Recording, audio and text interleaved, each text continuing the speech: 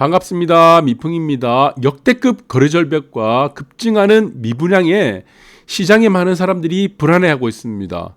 지금 현재 부동산 시장의 가장 큰 화두는, 가장 큰 불안거리는 거래절벽과 그 다음에 미분양입니다. 그런데 거래절벽과 미분양은 우리가 다르게 보셔야 될 것 같아요. 거래절벽은 대출 중단이라는, 대출 규제라는 이런 일시적인 효과들에 의해서 나타나는 것이고, 미분양은 구조적인 이유 때문입니다. 그래서 지금에 나타나는 미분양 사태는 단순하게 단기간에 끝나는 사태는 아니다.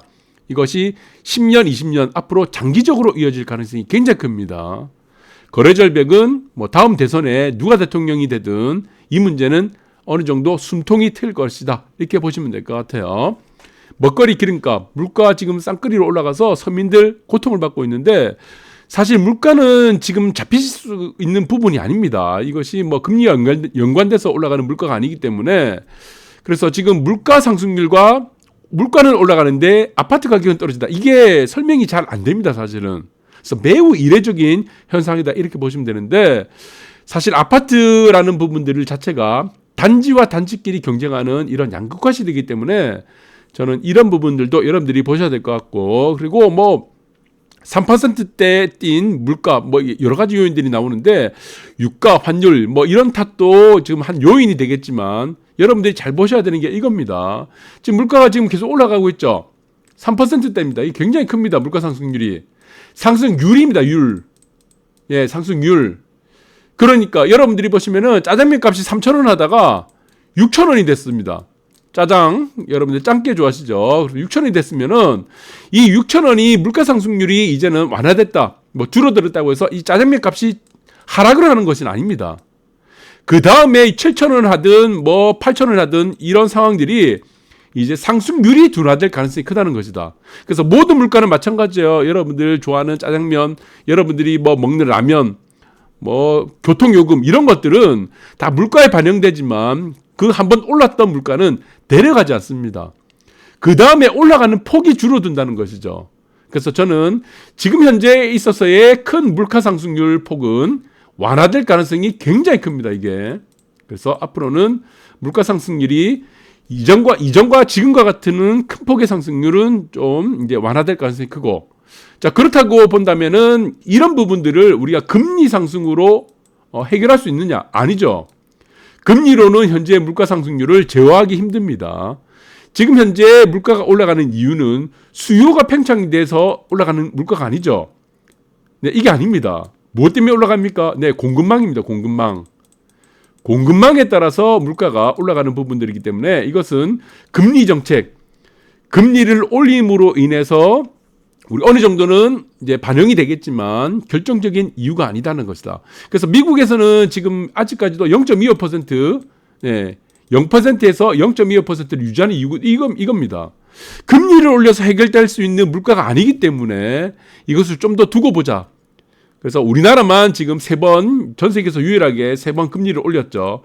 한국에서 올리는 금리는 이것이 물가를 잡기보다는 아파트를 사지 못하게 하기 위한 하나의 도구일 뿐이다, 이렇게 보시면 될 것 같아요. 그래서 지금 여러 가지 문제들이 많습니다. 지금 아까도 말씀드렸지만 이 대출 규제라는 문제가 심각하죠. 이 대출 규제가 가져다주는 첫 번째가 무엇입니까? 거래절벽입니다. 거래가 안 되는 거예요. 살려고 하는 사람이 대출이 못 받아지니까. 또 하나 문제는 지금 입주 예정자들입니다. 입주 예정자들에게 대출을 다 막아놨습니다. 그것이 무엇으로 막아놨습니까? 분양가를 기준으로 막아놨죠. 기존에는 시세를 기준으로 해서 우리가 잔금 대출이 나왔는데, 이제는 보니까 분양가 기준이에요. 대출 아무도 안 나옵니다. 그러니까 지금 보시면은 60개월짜리 초단기 고금리밖에 지금 대출이 안 된다. 지금 이제 입주를 하려면요, 여러분들이 필수가 된 것이 무엇입니까? 지금 이제는 입주가 된다 이러면은 반드시 사채를 써야 됩니다. 사채를 고금리 사채, 연 50%, 30% 이런 거 사채 있잖아요. 불법 사채. 여러분들이 반드시 입주를 한다. 분양받은 사람들이 입주를 하기 위해서는 사채는 이제 필수 코스가 됐다, 이렇게 보시면 될 것 같아요. 무슨 이거를 서민들을 이렇게 못 살려고 하는 건지 잘 모르겠습니다. 그러나 이것도 저는 이제 대선 이후에는 막을 내릴 가능성이 크다, 이렇게 보고 있습니다. 그래서 영끌, 청약도 이제는 막을 내린 게 된 거죠. 왜? 당첨되면 무슨 의미가 있습니까? 대출의 기준이 분양가가 돼버렸으니까 대출 이제 다 막아놨잖아요. 그러니까 다 포기하는 겁니다. 자연스러운 현상이에요. 자, 여기서 보시면은 계획을 포기하게 되면 무슨 현상이 나타나죠? 미분양이 증가할 수밖에 없죠. 그러나 지금 미분양이 나타나는 이 요인들이 단순히 대출로만 우리가 생각해서는 안 됩니다. 네, 이거는 인구 변화, 인구 구조의 변화도 생각해야 돼요. 그럼 이 문제에서 결정적인 우리가 부동산을 본 환경 요인은 저는 양극화밖에 없습니다. 이게 양극화로 진행될 수밖에 없어요.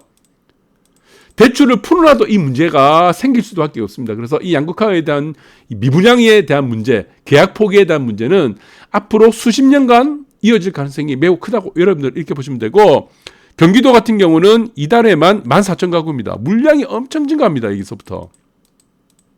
그래서 지금 보시면은 경기도가 1순위입니다. 앞으로는 미분양 증가에서는 경기도가 1위가 될 것 같고, 그 다음 세종, 그 다음에 대구가 미분양이 급증하는 곳이 될 것이다. 그래서 이 참 안타깝지만 어떤 정권이든 마찬가지예요. 항상 서울의 물량이 부족하면은 공급을 어디다 합니까? 경기도에 합니다. 서울의 물량이 부족하다, 공급이 부족하다 문제를 서울에서 해결하지 않아요. 어떤 사람들도. 항상 경기도가 희생양이 된다고 했죠. 계속. 그래서 앞으로 경기도의 미분양의 물량은 상당히 커질 가능성이 큽니다. 그래서 이거 옥석을 잘 가려야 됩니다. 경기도는 서울 옆에 있으니까 경기도는 괜찮아. 이렇게 생각하시면 앞으로 안 됩니다. 옥석을 가려야 된다. 이 옥석의 기준이 무엇입니까? 네, 양극화입니다. 양극화. 그래서 경기도도 경기도의 나름대로의 문제를 잘 보셔야 된다. 이렇게 보시면 될 것 같아요. 12월 주택거래 2008년 이후 최저죠. 미분양은 계속 증가하고 집값 하락은 본격화한다. 네, 이거는 아파트마다 다릅니다. 지역마다 다르고 입지마다 다르다. 그러나 거래절벽 심화에 따른 미분양은 계속적으로 증가한다. 거래절벽이 해결이 되더라도 다시 대출이 다시 풀린다 하더라도 미분양 증가는 어쩔 수가 없다. 이렇게 보시는 것이 구조적인 이유 때문이다. 이렇게 보시면 되고, 여기서 또 하나 이제 문제가 있습니다. 거래는 20% 줄죠. 거래는. 네, 그리고 공급은 늘어납니다. 공급은 늘어나는데 미분양도 같이 늘어나요. 미분양 20% 늘어난다. 이게 작년입니다. 올해부터는 더 늘어납니다. 앞으로는 더 늘어나고. 그래서 이 부분을 우리가 좀 보셔야 될 것 같은데, 작년 기준으로 미분양이 26% 늘어난다. 그러면은 올해는 작년 대비해서 저는 최소 100% 정도, 기본적으로 100% 이상은 저는 미분양이 증가할 것이다. 이렇게 보고 있습니다. 그런데 자, 이 문제가 또 하나가 있습니다. 여러분들 정말 여기는 집중을 잘해야 되는 문제입니다. 네, 무엇입니까? 제가 항상 말씀드린 겁니다. 미분양은 구조적으로 무조건 늘어납니다. 이게 해결 방법 없습니다. 늘어나는데 무엇이 또 됩니까? 신고가는 계속 칩니다. 신고가. 여러분들이 지금 보시면은 아파트를 사려고 한다. 그러면은 여러분들이 아파트가 오를 수 있는 아주 좋은 입지가 있습니다. 서울의 한강변이라든가 이런 입지가 있으면은 지금 사는 게 제일 좋아요. 그런데 여기는 금매 물량이 안 들어옵니다. 금매 물량이. 아주 희소하게 금매 물량이 들어오고, 이 금매 물량도 어떻습니까? 대부분 증여하거나 가족 간 거래예요. 내한테 이 물량이 안 들어옵니다. 지금 같은 시기가 얼마나 좋습니까? 대출 다 막아놓고 금매물 나올 수 있는 곳인데, 그런데 한쪽에서는 신고가, 한쪽에서는 미분양이 터진다는 것이다. 그래서 지금 집값 떨어져 여전히 신고가 찍는 서울 아파트가 등장하고죠. 그래서 강남 3구, 그리고 보시면은 용산도 마찬가지예요. 지금 레미안 첼리투스도 오늘 신고가 쳤습니다. 한강변을 중심으로 해서는 시세가 떨어지지 않는 겁니다. 이게 집중화 계속된다는 거죠. 우리가 지금 도시가 이렇게 팽창을 하다가 계속 팽창을 하죠. 계속 팽창을 합니다. 어느 순간 되니까 인구가 어떻게 됩니까? 인구가 줄어든다 그래. 어떻게 되겠습니까? 사람들이 안쪽으로 계속 들어올라갑니다. 안쪽으로. 맨 안쪽이 어디입니까? 한강변이에요. 한강변. 그러니까 지금 같은 시기에 얼마나 사기 좋습니까? 만약에 금매 물량이 떨어진다. 그런데 이런 곳은 금매 물량이 안 나오니까 이게 답답하다는 겁니다. 네, 그래서 기회를 지금 잡을 수 있는 곳인데 지금 안 나오고 있는 것이 또 하나의 또 문제가 되고 있고, 좀 레미안 퍼스티지 보니까 오늘도 나왔습니다. 신고가 쳤습니다. 1억 6천 올라서 74억 5천. 네.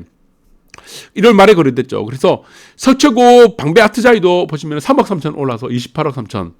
서초구 지금 잠원동, 잠원 한신도 지금 신고가를 쳤습니다. 신고가 치는 곳은 계속 신고가 칩니다.